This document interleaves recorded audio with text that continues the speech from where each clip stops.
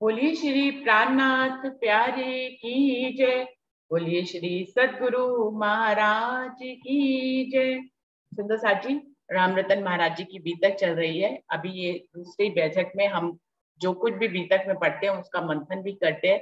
तो आज का किस्सा जो महाराज जी ने हमें बताया है अपने श्री मुखार बिंद से, सुंदर साथ जी को इससे क्या शिक्षा मिल रही है, वो क्या समझ पा रहे हैं, इसको सुंदर साथ जी अपने शब्दों में बताएंगे। कौन आएगा? संगीता दीदी आप आओगे?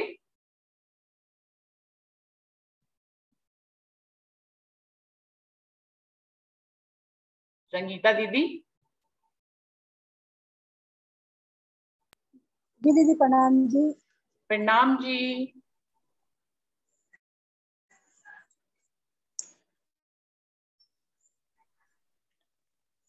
बताएं संगीता दीदी।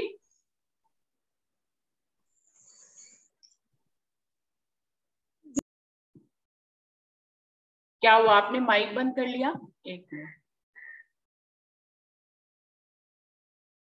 जी। हाँ जी रंजना, आप बताएं। दीदी मेरे मन में ये भाव आ रहे हैं कि उनके जो पिताजी थे वो शिव भक्त थे, और लेकिन वो मतलब महाराज जी को अपने कंधे पे उठाए रखते थे, क्योंकि वो मतलब उन्हें पता नहीं था कि महाराज जी कौन है कौन नहीं है, लेकिन वो उनसे इतना प्रेम कर रहे थे कि झंडू दत्त जी जो है, महाराज जी जो है, वो अपने पिता को ही सब कुछ मानते थे परमात्मा रूप में। वो 6 साल के बच्चे में 6 साल का बच्चा अपने माता पिता को ही सब मानता है। जब वो उन्हें छोड़ के, जब उन्हें वो मेले में छोड़ के चले गए, तो उनको क्या लगा, वो अपने पिता से इतना प्रेम करते थे कि उन्होंने मेले का आकर्षण भी उन्हें भाया नहीं। वहां पे खिलौने भी थे, झूले भी थे, सब था, लेकिन वो इतना प्रेम उनके पिता के प्रति उनका था कि कहीं मेरे पापा मुझे छोड़ के ना चले गए हो, कहीं वो पता नहीं वापिस आए ना आए, ऐसे उनके मन में ऐसा डर बैठ गया था कि उनको ऐसा लगा कि, लेकिन उन्हें मेले को आकर्षण नहीं अच्छा लगा। मतलब इस बात से ये चीज दर्शाती है कि जब हमें राज्य से प्रेम होते हैं ना, तो हमें भी दुनिया के आकर्षण अच्छे नहीं लगते हैं। हमें सिर्फ एक राज्य के लिए हमारा विरह होता है, प्रेम होता है, और हम उन्हीं के लिए तड़पते हैं। मेरे मन में ये भाई भाई दीदी, उससे आगे उन्होंने बताया है कि प्रेम भाव का ही रास्ता उन्होंने मतलब इसमें दर्शाया, और लगन भी बताई, और दुनिया के आकर्षण को उन्होंने बिल्कुल ऐसे बताया है कि जैसे दुनिया का आकर्षण होता ही नहीं है जब राज्य प्रेम होता है। मुझे ये समझ आया दीदी। फिर उसके बाद जो समरू, जो एक वो बच्चा चोर आया, जब वो बच्चे को उसने पूछा कि तुम क्यों रो रहे हो, तो उसने कहा कि मैं अपने पिताजी से बिछड़ गया हूँ, अपनी सारी बात बताई। जब वो उन्हें ले जाने लगा, तो वो जब उन्हें गलत रास्ते पे ले जाने लगा, तो उनकी आत्मा ने, मतलब उन्होंने बोला उस बच्चे ने डर डर के कि तुम गलत रास्ते से जा रहे हो, मैं जंगल के रास्ते से नहीं, हमें इस रास्ते से जाना चाहिए। तो वो नहीं माना। तो उसे कौन दिखा? उनका नौकर दिखा, समरू। ऐसे ही जब हम लोग माया में फंस जाते हैं, तो कोई ना कोई हुक्म का स्वरूप बन के आता ही है, हमें राज्य में बचाने के लिए किसी ना किसी को भेजते ही हैं। जैसे कि हमारा जीव किसी चीजों में, दुनिया में फंसा होता है, माया में फंसा होता है, खेल में फंसा होता है, तो माया से निकालने के लिए, जीव जीव को माया के फंद से छुड़ाने के लिए सदगुरु आते हैं या कोई महापुरुष आते हैं, तो वो उन्हें बचाते ही हैं। समरू ने उनको बचाया। मतलब जीव ने, मतलब जैसे ही समरू को आवाज लगाई महाराज जी ने, तो 2 बार की में जब समरू ने देखा कि कोई बच्चा आवाज लगा रहा है, तो उस तरफ देखा। ऐसे ही जब जीव तड़प तड़प के प्रेम में आके आवाज लगाता है, तो कोई ना कोई हुक्म का स्वरूप बन के आता ही है, और हम हमारे जीव को मकड़ जाल से, इस दुनिया से बचाते ही है। मेरे मन में ये भाव आ रहे थे दीदी। प्रणाम जी। प्रणाम जी। प्रणाम जी।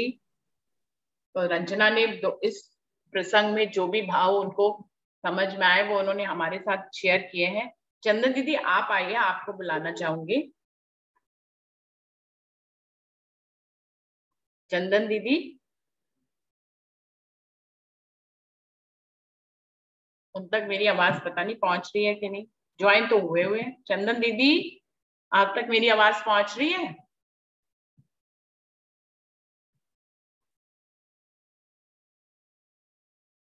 डॉली दीदी आप आएंगे?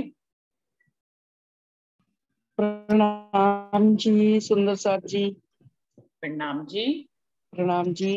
हाँ, ये महाराज श्री रामरतन दास जी की बीतक सर्वप्रथम मैंने कानपुर मंदिर में आदरणीय पुजारी जी के मुख से जबानी सुनी थी। पहले उन्होंने, हम जब संध्या आरती में जाते थे तो थोड़ी थोड़ी करके उनके विषय में बताते रहते थे। लेकिन उस कुछ समय बाद जब ये प्रताप जी द्वारा महाराज श्री ने उनके हृदय में बैठकर स्वयं लिखाई, तो फिर हमें इस किताब पुस्तक के द्वारा उनकी जीवनी पूरी पढ़ने को मिली। आज कल तो मैं नहीं सुन पाई, लेकिन आज मैंने पहली लहर जैसा कि सुनी, क्योंकि बहुत बार पढ़ चुकी हूँ। तो बाल सुलभ मन की जो विशेषताएं होती है कि बच्चे का मन जो है मेला देखने का भी है, लेकिन जब पिता से बिछड़ जाते हैं तो उन्हें केवल पिता ही चाहिए होते हैं, मेला बिल्कुल नहीं भाता।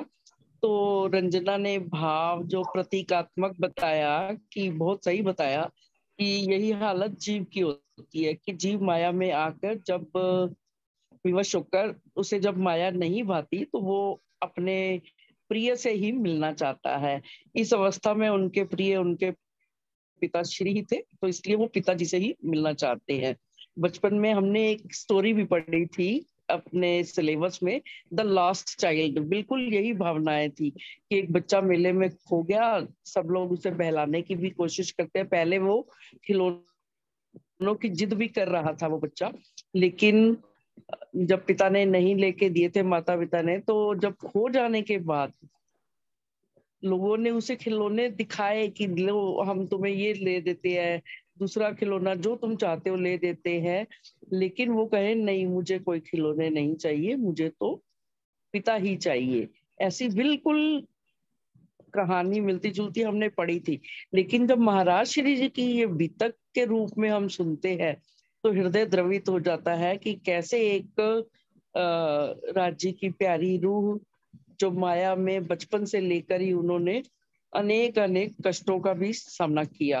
तो जैसे जैसे हम आगे चलते जाएंगे दूसरी लहर में, और भी उनके जीवन की अनेक महत्वपूर्ण बातें जो हमारे लिए बहुत शिक्षाप्रद है कि हमें उनकी रहनी का कैसे अनुसरण करना है, वो हमारे सामने आएंगी।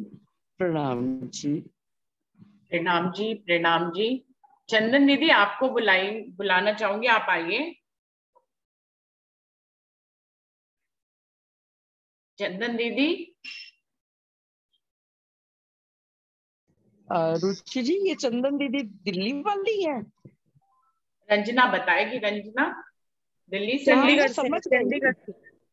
अच्छा, डॉली चंडीगढ़ दी वो वाली। चंडीगढ़ से हैं। पता नहीं दीदी बोल क्यों नहीं रहे हैं, या तो जैसे उनका बेटा अच्छा, स्टार्ट करके हेलो चले गए तो। हेलो। हाँ जी। प्रणाम जी दीदी। अब मेरी आवाज आ रही है? हाँ हाँ जी जी दीदी। आ रही है थोड़ी सी। हेलो। हाँ जी थोड़ी आपकी आवाज आ रही क्लियर है। नहीं आ रही है। एक्चुअली मुझे चलाना कुछ भी नहीं आता, और घर में इस समय कोई भी नहीं होता, सब गए होते हैं सैर पे या जिम पे, तो मुझे कुछ नहीं पता। मैं अपनी तरफ से कोशिश कर रही हूँ, अगर सुनाई दे रहा है तो मैं अपने भाव रखती हूँ। सुनाई दे रहा है दीदी। दीदी सुनाई दे रहा है, आप बोलिए। प्रणाम जी सुंदर साथ जी।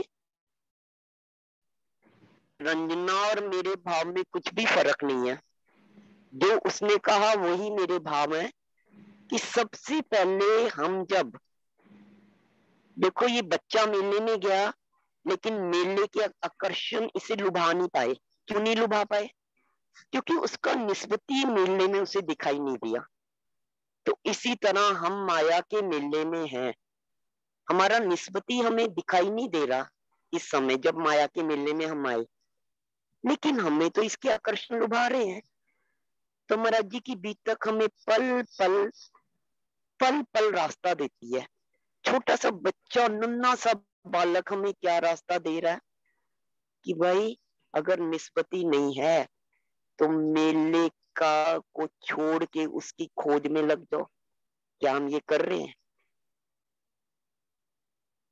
दूसरी बात, अगर वो मेले में से निकल जाता है तो देखो कैसे निकलता है, अकेला, एकदम अकेला, नन्हा सा बालक, शाम भी ढलने को है, लेकिन उसे अपने निस्बती की, अपने पिता की, जिससे उसका लगाव है, जिससे लगाव है, जो उसे जिसे वो अपना समझता है, उसकी तलाश में और खोज में निकल जाता है।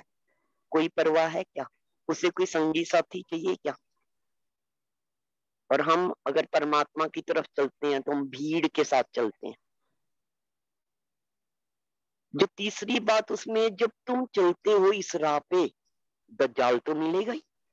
जब वो बच्चा अकेला इस राह पे चल पड़ता है अपने निस्बती की खोज की राह पर, तो भाई बच्चा चोर रूपी दज्जाल तो मिलेगा।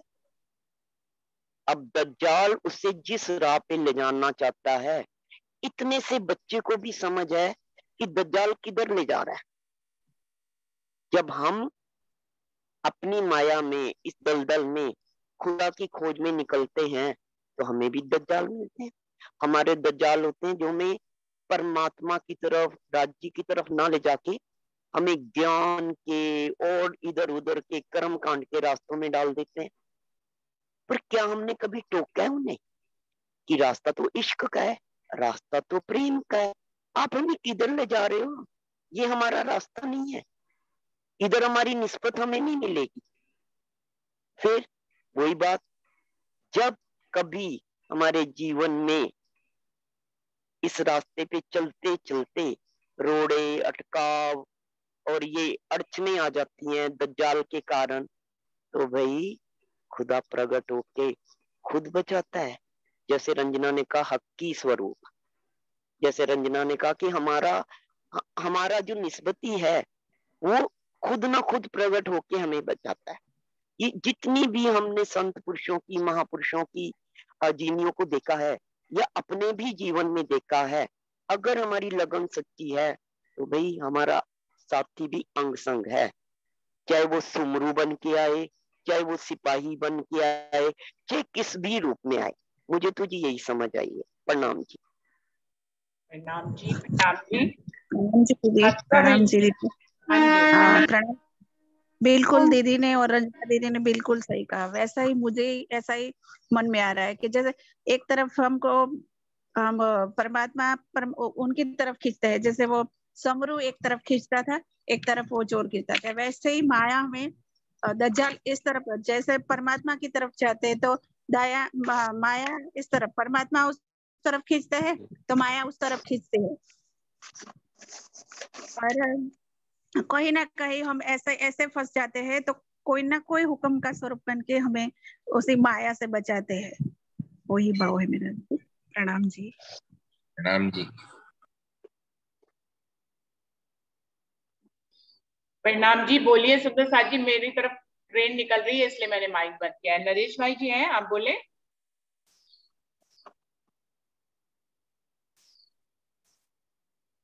सुंदर साथ जी, मुझे नाम नहीं समझ में आ रहा, उन्होंने माइक खोला था लेकिन वो कुछ बोले नहीं, ये बिंदी रूप में आ रहे हैं। चंदन दीदी आप कुछ कह रहे हैं? जी सॉरी, मैंने पूरी बीतक आज सुनी नहीं, आपने कहाँ तक की कही है, पर जितनी मैंने सिर्फ थोड़ी सी बात रंजना की सुन पाई। अच्छा, पहली लहर पूरी समाप्त हुई है। हाँ जी, बस उतनी हुई है। यही प्रसंग था, तो फिर उसके बाद प्रसंग था कि पिताजी का धाम गमन हो गया, बस यहीं पे समाप्त हुई है, ये वाला प्रसंग था। फिर उसके बाद पिताजी ने बहुत खोज करी कि ये काम किसने किया है, लेकिन कुछ पता नहीं चला। और फिर जब महाराज जी 8 वर्ष के हो गए तो उनके पिता का धाम गमन हो गया, बस यहीं तक बीतक हो गया।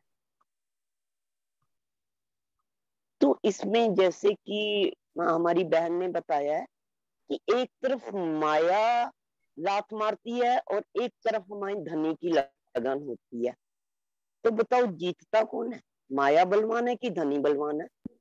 तो नेचुरली समरू ही तो जीतेगा ना। जीव माया के शिकंजे से निकल ही जाएगा। अगर माया के जितने मर्जी प्रहार हो, माया के प्रहार होते रहेंगे। ये नहीं कि देखो भक्तों पे प्रहार और भी ज्यादा होते हैं। महाराज जी भी तो दोनों के उसमें देखो, उनको भी तो कितनी, दोनों के उसमें महाराज जी को भी तो गुत्थम अवस्था में मार पड़ी, लेकिन अल्टीमेटली धनी और माया की लड़ाई है। हम दृष्टा हैं, लड़ाई हमारी और माया की नहीं है, हम अपनी लड़ाई समझते हैं। जब हमारे सिर पर धनी है, या तो हम माने नहीं, अगर वो सिर पर धनी है तो भाई माया किसके सामने आ गई? धनी के सामने आ गई। तो सुमरू आ गया उस बच्चा चोर के सामने, और अल्टीमेटली बच्चे चोर को भागना पड़ा। तो जीवन में अगर हम अपने उसमें डटे रहे, किसमें? लगन में, ईमान के रास्ते में, अपनी भक्ति में, श्रद्धा में। क्या बोला था कल, क्या रास्ता बताया था कि हमें सेवा, भक्ति और नर्म का, तो जो भी रास्ता हमें धर्म में दिया गया, सुझाव दिया गया, अगर हम उस पर दृढ़ रहें पूर्ण ईमान के साथ, तो भाई माया तो पछाड़ खाई जाएगी। फिर अब जब माया पछाड़ती है तो जिसके साथ भी बीतता है वो किस पे बात डाल देता है? खुदा पे। तो महाराज जी के पिताजी ने भी सोचा कि परमात्मा ही सब ठीक करेंगे, लेकिन इतना तो एहसास होता है कि जो सामने आया है ये सब माया भी है, सब तो तुम्हें पछाड़ नहीं आता। बुरा भाव नहीं, सत्य में तो कोई जहर नहीं है। कहते हैं वाणी में भी, इस जहर से कोई ना निकसिया अमल चढ़े आती भारी। तो जहर कहाँ है? जहर इस मन और तन के कॉम्बिनेशन में है। मन के कारण जहर है, मन के कारण, तन खुदा से, मन के कारण जहर सारा इधर है। तो फिर उनके पिताजी ने जो एक ही बात कही कि परमात्मा ही जानता है कि अब जब भी किसी के साथ कुछ बीतती है इस माया खेल में, उसे तो कुछ नहीं पता उसके साथ कैसी बीत रही। हम सबके साथ माया के उतार चढ़ाव हैं, अनेकों अनेक पड़ाव आए होंगे, हमें पता ही नहीं चलता हमारे साथ ऐसा क्यों हो रहा है। लेकिन कहाँ पे सब्र है कि भाई करने वाला परमात्मा है, जो कर रहा है, हम मती वो महामती, जो हमारे साथ बीत रहा है, हो रहा है, तो बेस्ट है। वही उस समय में समझ नहीं आती, पर जीवन के थोड़ा सा समय बीतने पर जब हम मुड़ के अपनी ही बीतक को देखते हैं तो हमें लगता है वाह, इसलिए हमारे साथ ये हुआ था कि परमात्मा का हमारे प्रति इतना भाव लगाव है कि वो हमें चाहता ही नहीं माया की तरफ जुड़े, और माया के उस फांद से बचाने के लिए हमारे जीवन में जो अलग अलग तरह के वो हो जाते हैं, प्रकरण से आ जाते हैं हमारी भी पर्सनल बीतक में, तो वो आने बहुत जरूरी है। तो फिर उनके पिताजी ने भी यही सोचा, शाम हो गई ये सोच के, दुख तो बहुत लगा माया के इस पर हार से, लेकिन उन्होंने अपने आप को कैसे शांत किया? तो हमें रास्ता दिया गया कि भाई जो भी खुदा कर रहा है हमें राजी रहना है, खुदा की रजा में राजी रहना है। और फिर अगर कोई कुछ करता भी है तो जैसे कहा गया, कबीरा तेरी झोंपड़ी और गलकटियन के द्वार, जो करेंगे सो भरेंगे, तो क्यों भयो उदास। यही भाव पिताजी का था, भाई जो करेगा भरेगा, जो करेगा सो ही भरेगा। तो जो भक्त होता है उसकी यही भक्ति होती है कि वो खुदा की रजा में, कल शब्द पढ़ा था ना भक्ति, हम सोचते हैं भक्ति क्या है, माला ले ली बैठ गए जी 108 बार हमने फेर ली, ये भक्ति नहीं है। भक्ति है जो मुझे समझ आती है, हर पल उसकी रजा में हम राजी हैं। हमारे धर्म में तो वैसे भी कहते हैं राजी राजी राजी, तो क्या हम हर पल हर सांस सांस में राजी हैं? अगर राजी हैं तो हमारी भक्ति बन रही है राज्य के प्रति। कुछ भी जीवन में कांड हो जाए, अब पंडित जी के साथ कितना बड़ा कांड हुआ कि बच्चे को ही कोई चुरा, उस जमाने में, लेकिन वो खुदा की, यही उनकी भक्ति, वो शिव की भक्ति कर रहे थे, पर कितना ही वो था अंदर कि भाई खुदा की मर्जी। और उन्होंने ये तो नहीं कहा कि मैं इसका बदला लूंगा या कुछ, तो यही भक्ति है। तुम्हारे अंदर जहर नहीं है, तुम समझ रहे हो, माया के प्रहारों को समझ रहे हो, लेकिन यही है।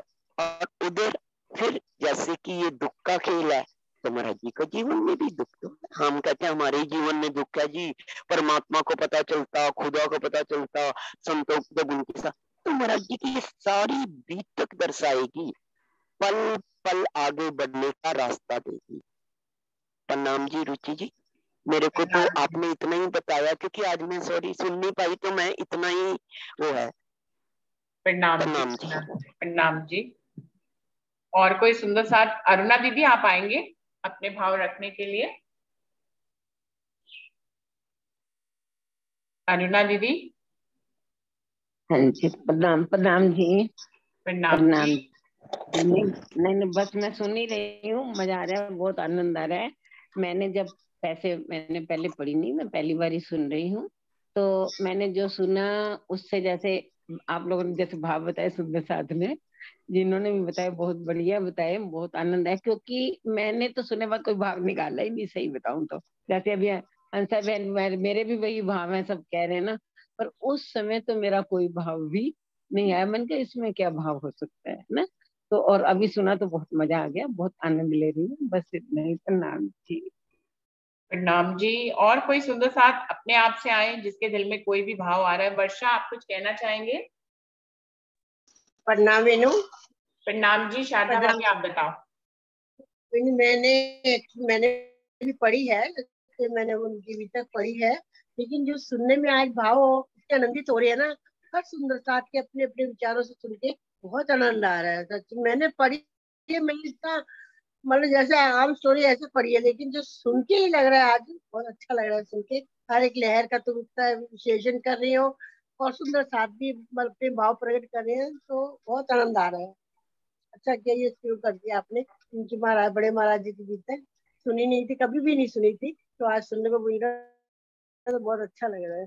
प्रणाम नाम जी। लेकिन आप सब भी अपने अपने भाव रखें। कोई भी किसी को कोई भी बात समझ में आ रही है बीतक में ऐसी, जो उसको अपनी नजर से दिख रहा हो, तो उस भाव को हम लोग के साथ शेयर करें। और ऐसा होता भी है शारदा भाभी की, हम जब अकेले में कोई भी कुछ भी पढ़ते हैं तो क्या सोचते हैं कि हमें खुद को कुछ थोड़ी ना समझाना है। ऐसे लगता है जैसे खुद तो समझे समझाए। तो बीतक की चौपाइयों के अर्थ समझ में आते हैं और उसी को हम आत्मसात करते चले जाते हैं। लेकिन जब हम ग्रुप में बैठते हैं और बहुत सारे लोग होते हैं, तो कई बार जो होता है ना, भाव को बताना होता है। हाँ, तो भाव खुद से निकल कर आते हैं। अकेले को कभी भी किसी को कुछ नहीं बताना होता है। सब कुछ जो है जब दूसरों को बताते हैं, तब हमारा जीव भी सुनता है उसको, उन भावों को। तो हमेशा हमारे ग्रुप में पढ़ते हैं।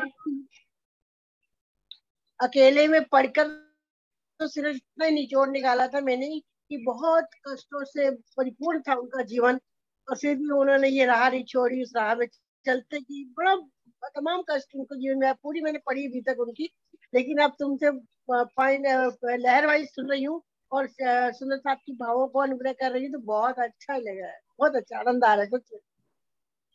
प्रणाम। प्रणाम जी। और कोई सुंदर साथ? वर्षा, आप कुछ कह रहे थे?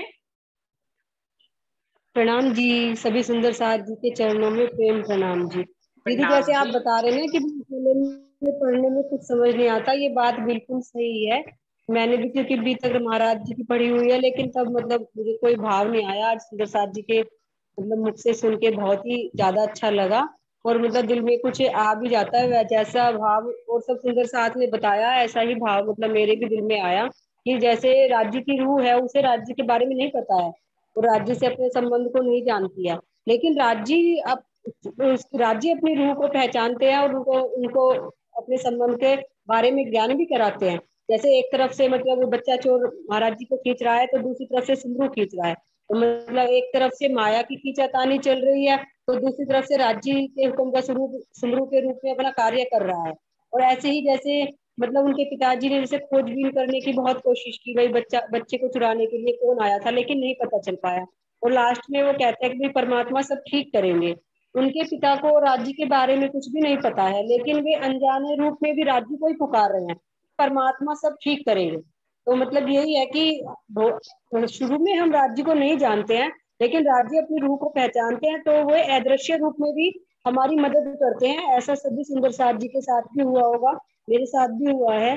कि जब तक हम राज्य को नहीं पहचानते थे तब भी राज्य ने हमारी मदद की।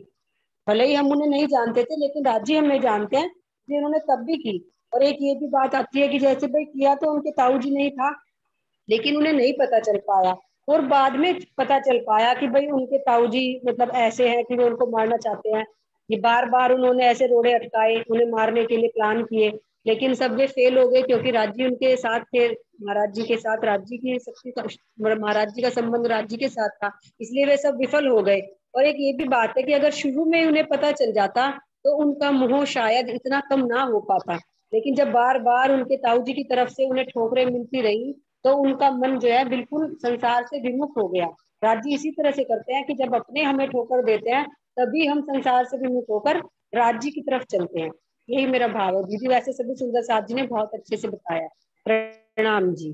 प्रणाम जी दीदी। दीदी मुझे एक भाव और आ रहा है इसमें कि जैसे जो महाराज जी के पिता थे वो तो ज्ञानी ध्यानी थे, उन्हें अपने मृत्यु का पहले पता चल गया था कि हाँ भी, उन्होंने बोला कि मेरी इस टाइम मृत्यु हो जाएगी, पहले ही उन्होंने बता दिया था।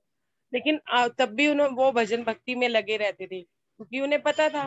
लेकिन हम लोग आज हमें पल भर का भी भरोसा नहीं है, लेकिन फिर भी हम अपनी भजन भक्ति में इतना ध्यान नहीं देते कि हाँ भी हम राज्य का करें। हम ये सोचते नहीं है हमारी 10 साल की उम्र है और 20 साल की उम्र है।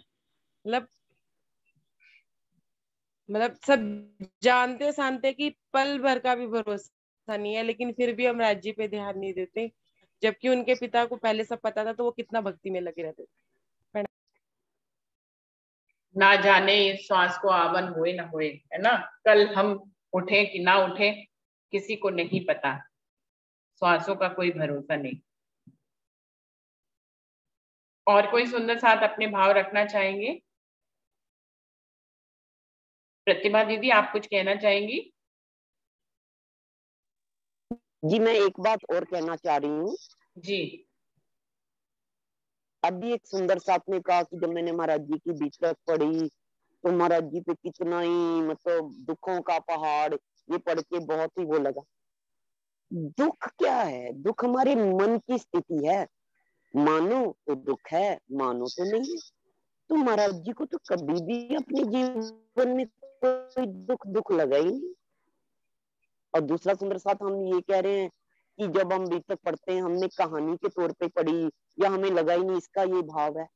महाराज जी के बीतक के साथ अगर हम पग पग उनके साथ यात्रा करेंगे तो हमें गहराई के भाव समझ आएंगे। अगर हम सिर्फ ऐसे पढ़ेंगे जैसे हम दूसरी किताब पढ़ते हैं तो ये भाव, जरूरी नहीं है भाव सबके बीच में प्रकट हो, भाव तो उसे कि जो तुम्हारे हृदय में स्वतः ही प्रकट हो।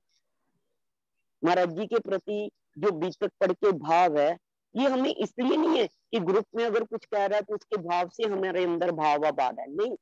अगर हम इस बीतक को आत्मसात वहां महाराज जी ने खुद यात्रा करो तो पता चलेगा ये बीतक क्या है। अगर हम दूसरे की कहानी समझ के पढ़ रहे हैं तो कभी भाव नहीं उमड़ेगा।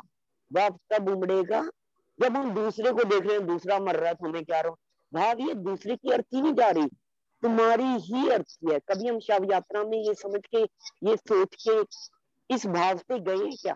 फिर एक ही शव यात्रा हमें सारा का सारा मृत्यु का परिचय दे देगी। तो कोई भी किसी की भी बात को जानना है, आत्मसात करो पहले। कोई भी गैप नहीं होना चाहिए, तेर मेर नहीं होनी चाहिए। महाराज जी की बीतक को खुद, अब अगर हम खुद छोटे से नन्हे से झंडूदत्त बन गए तो इस बीतक का जो आनंद आएगा वो सिर्फ पठन पाठन करने वाले को नहीं आएगा। मुझे ये बीतक कैसे समझ आई? मैं खुद एक छोटा सा बच्चा बन गई ना, मैं ही तो खो गई मेले में, मुझे तो बच्चे चोर ने उठा लिया। तो मुझे एक एक भाव अपने अंदर समझ आना शुरू हो गया। प्रणाम जी। प्रणाम जी, प्रणाम जी। और कोई सुंदर साथ कोई भाव रखना चाहेंगे? प्रतिभा दीदी आप आ रहे थे, आप बताइए। प्रणाम जी, प्रणाम। यही भाव है कि राज्य की रजा में उनकी रजा में रजा होना, पल पर उनको याद करना और शुक्राना करना, यही करके और जीव को माया की तरफ ना लगा के राज्य अपनी तरफ लगाएं, बस इसी रहनी पे चलने का, यही भाव समझ रहा है। प्रणाम जी, प्रणाम जी, प्रणाम जी। तो प्रतिभा दीदी ने प्रणाम। निष्कर्ष। प्रणाम जी। रंजना आप बताओ। राजी राजी शब्द का एक मतलब और भी पता चला कि हम सारा दिन राजी राजी करते रहते हैं, लेकिन उनकी रजा में राजी तो रहते ही नहीं है। मतलब मेरे मन के भाव है कि राजी शब्द का भी एक ये भी शब्द है कि राजी राजी की रजा में ही राजी रहे। दीदी आप अपने भाव भी बताइए। उनके हुक्म को ही जी सर्वोपरि दीदी। माना और उनकी हिदायत वो जो देते हैं और उन जैसा हम चल रहे हैं, अंदर से निर्मल भाव से होकर अपनी चाहना रखनी, और बस तो ही भक्ति है। भक्ति तो एक्चुअल में यही है। और ऐसा नहीं है कि झंडू दत्त मेले देखने गया था, हम भी ये माया का मेला देखने ही आए हैं। बस हमारे पर ये कहानी लेंगे ना, जैसे वितक की लेते हैं, बस वही यही हमारी कहानी समझ के चलेंगे। जैसे दीदी ने बताया ना, साथ ही साथ यात्रा करेंगे तो अच्छे से समझ में आएगा। और कोई सुंदर साथ, अभी तो समय है, और कोई सुंदर साथ कुछ रुचि कहना दीदी चाहे? आप अपने भाव बताइए। मुझे तो इस आज वाले प्रसंग में जो है ना, वो सुमरू और जो आदमी बच्चा चोर था, उसके बीच में जो महाराज जी फंसे हुए थे, मुझे तो वैसे ही अपनी स्थिति लगती है। ऐसे ही हम माया और ब्रह्म के बीच में खींचातानी चलती है हमारे व्यक्तित्व की। एक तरफ हमें माया खींचती है और एक तरफ ऐसा नहीं है कि ब्रह्म की तरफ से खिंचावट नहीं है, उधर से भी खिंचावट है। अब क्योंकि हमें पता है एक दिन जीत किसकी होनी है, ब्रह्म स्वरूप की ही होनी है। सुमेरु ही जीता था अंत में। अब वो दिन कब आएगा इसकी तो इंतजार करेंगे, लेकिन मुझे तो अपनी स्थिति ऐसी लगती है। मैं जो है राज्य में भी लगी हुई हूँ, लेकिन अभी माया की बहुत सी जिम्मेदारियां हैं, तो उनमें भी खिंची हुई हूँ। तो मैं तो अपने आप को इसी अवस्था में एट प्रेजेंट देखती हूँ और सोचती हूँ कि एक दिन तो जीत सुमेरु की होनी है। जीत तो सत्य की होनी है, झूठ टिकता नहीं है उसके आगे। हाँ, अपनी निष्पत्ति होती है, हमेशा सत्य की होती है, वेट करनी पड़ती है। हाँ जी। बबीता जी आपने माइक खोला, आप कुछ कहना चाह रहे हैं? प्रणाम जी। प्रणाम जी। बस मैं तो ये भाव बने कि जिस भूमि पे परमात्मा ने आए, महाराज जी ने जन्म लिया, उसी भूमि पर मुझे भी राज जी ने जन्म दिया। मैं भी वहीं की हूँ, उनके घर के पास ही जन्म भूमि है मेरी, थोड़ी सी दूरी है। और एक जो ये पांडे वाला जोड़ है हमारे यहाँ से, तो यहाँ पे पांडव जब वनों में गए थे उस टाइम पे पांडव वहां पे रुके थे, इसलिए उसका नाम पांडे वाला जोड़ है, पड़ा हुआ है। और वो उन्होंने शिकार नहीं खेल सकता। एक बार पास के गांव के ही हमारे गांव में पांडे वाले जोड़ में मछलियां मारने के लिए रात को आ गए, दिन में तो कोई मार नहीं सकता। तो हमारे गांव के वो थे दरोगा, आए थे, कहीं सर्विस कर रहे थे, वो आए हुए थे, वो ऐसे ही अपने खेत में चले गए, जैसे खेत में पानी चलाते हैं। तो उन्होंने देखा कि वहां के लोग आए, वो वहां से वो मार रहे। तो उन्होंने उसी टाइम सब लोगों को बुलाया और उन्हें पकड़ने की कोशिश करी, तो ये खेत में घुस गए गन्ने के। तो उन्होंने खेत में आग लगा दी और उन्हें पकड़ कर खूब चेता कि आज के बाद यहाँ पे कोई शिकार नहीं खेलेगा। तो उसके बाद अदालत में मुकदमा चला गया। तो हमारे गांव से 5 गांव से किसी घर से एक आदमी, किसी घर से 2 आदमी, सब यहाँ सहारनपुर आगे, यहाँ जेल में उन्हें जगह नहीं थी करने के लिए कि हमने मारा, हमने मारा, हमने मारा, हमने मारा, कि सब एक है। हमारे गांव में मरगब्बी जोड़ थे, अब तो काफी खत्म हो गए। तो उसमें भी मरगब्बी इस तरह पानी नहीं दिखाई देता था, इस तरीके तैरती थी। मोर हमारे गांव में बहुत थे, कोई शिकार नहीं खेलता था। एक ने मोर पकड़ लिया तो उस बात पर भी वो कर देता, तो हमारे घर में गांव में कोई भी शिकार नहीं खेल सकता। यहाँ पे जेल में भी जगह नहीं मिली थी बंद करने के लिए, पंचों गांव के इस तरीके से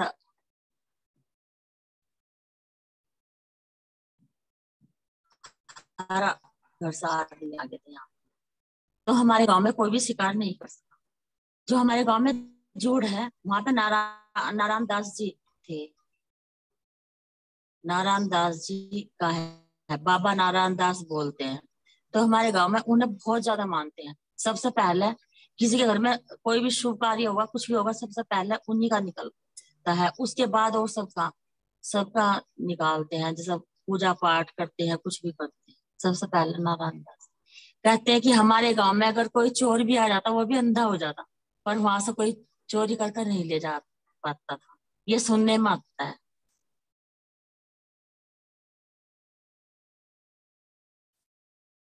बस मुझे तो यही बहुत अच्छा लग रहा कि भाई पहले तो मुझे यहाँ पर जन्म मिला, फिर परमात्मा का नाम मिला, और फिर मुझे भी परमात्मा ने अपने शरण में ले लिया। और क्या चाहिए? ऐसा तो पता नहीं कितने जन्म पैदा हो रहे आदमी जा रहे, पता नहीं कितने जन्म ले लिए होंगे। प्रणाम जी। प्रणाम जी, प्रणाम जी।